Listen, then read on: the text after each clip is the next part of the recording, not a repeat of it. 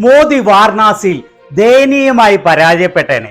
മോദിയുടെ വാരണാസിയിലെ വിജയം അട്ടിമറിയെന്ന് ഇത് പറഞ്ഞത് യു.പിയിലെ BJP പ്രവർത്തകൻ ഉജ്ജ്വൽ കുമാറാണ്, അല്ലാതെ പ്രതിപക്ഷത്തിന്റെ നേതാക്കളല്ല.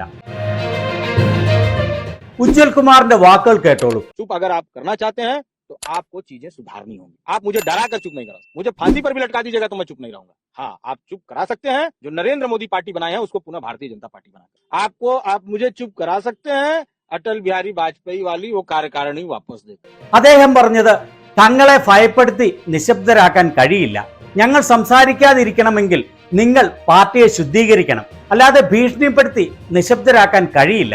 നരേന്ദ്രമോദി ഉണ്ടാക്കി വെച്ചിരിക്കുന്ന പാർട്ടിയെ ശുദ്ധീകരിച്ച് വീണ്ടും പഴയ BJP ആക്കിയാൽ മാത്രമേ ഞങ്ങൾ മിണ്ടാതിരിക്കുകയുള്ളൂ.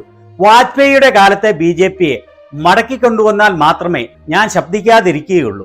आपने अपने घर से कार्यकर्ताओं को बाहर निकालना चालू कर दिया और नए लोगों को ले आना चालू कर दिया। कैसे जब वो अपनी पार्टी से जिसमें 20-20 साल से हैं वो छोड़ सकते हैं, तो आपकी पार्टी में लॉयल रहेंगे कैसे आप समझ सकते? विपरीत परिस्थितियों में जिसने भारतीय जनता पार्टी का साथ दिया उसको ये लोग लात मार के बाहर निकाल दिया। നിങ്ങൾ പാർട്ടിയുടെ ആജീവനാന്ത പ്രവർത്തകരെ പടിക്ക് പുറത്താക്കാനുള്ള പ്രവർത്തനമാണ് നടത്തുന്നത്. എന്നിട്ട് പുതിയ ആളുകളെ കൊണ്ടുവരുന്നു. 20 വർഷത്തിലധികമായി പാർട്ടിയിൽ പ്രവർത്തിക്കുന്നവരെ പുറത്താക്കി എങ്ങനെയാണ് ലോയലായുള്ള പ്രവർത്തകരെ ഉണ്ടാക്കുന്നത്? പ്രതികൂല കാലാവസ്ഥയിലും പാർട്ടിയോട് ഒപ്പം നിന്നവരെ പുറത്താക്കുന്നു. अरे अपनी सीट छोड़ के दिखाइए ना, आप कौन से बहुत तुर्रम कहाँ है?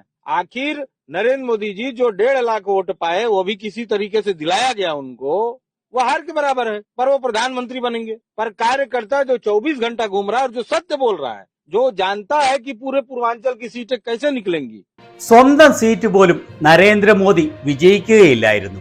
1.5 ലക്ഷം വോട്ടിന് വിജയിച്ചത് വോട്ട് അറേഞ്ച് ചെയ്തതിനാലാണ്. അത് പരാജയത്തിന് തുല്യമാണ്. എന്നിട്ട് അദ്ദേഹം പ്രധാനമന്ത്രിയാവുന്നു. 24 മണിക്കൂറും പാർട്ടിക്ക് വേണ്ടി പ്രവർത്തിച്ചവർക്ക് ഒരു വിലയും കൊടുക്കുന്നില്ല. ഇത് സത്യമാണ് ഞാൻ പറയുന്നതെന്ന്. പൂർവാഞ്ചലിലെ എല്ലാ സീറ്റുകളിലും ജനം BJPയെ പുറത്താക്കി.